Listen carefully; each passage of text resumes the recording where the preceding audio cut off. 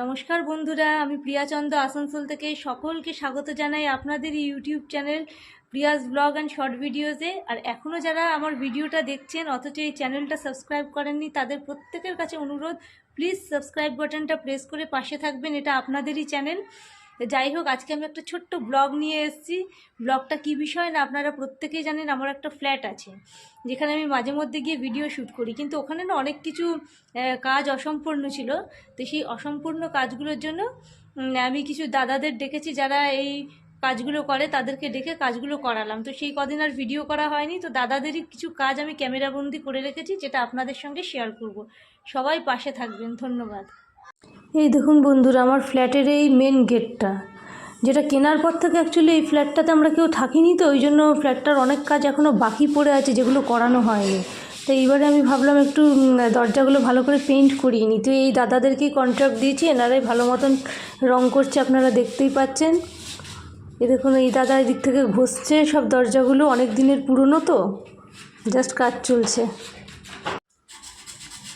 এইখানে আর এক দাদা আমার চেয়ারগুলোকে কালার করছে। কথা ছিল দরজাগুলো করব, গ্রিলগুলো করব, কিন্তু তারপর দেখলাম চেয়ারগুলো পুরনো হয়ে গেছে, একবার ভালো করে কালার করিয়ে নিলে বেশ অনেক দিন টিকবে, দেখতেও ভালো লাগবে। তো চেয়ার, ডাইনিং টেবিল সব করিয়ে ফেললাম একসঙ্গে।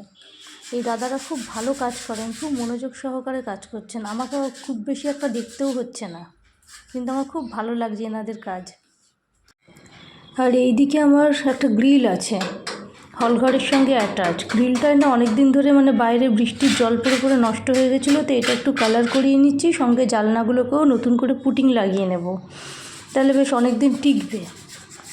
আর এটা বাইরের দিকের জানলা, তো বর্ষাকালে ভীষণভাবে নষ্ট হয়। দেখুন গ্রিলগুলোর অবস্থা খারাপ হয়ে গেছে, তাই ভাবলাম যখন রং করছি এই গ্রিলগুলোও করিয়ে নিই।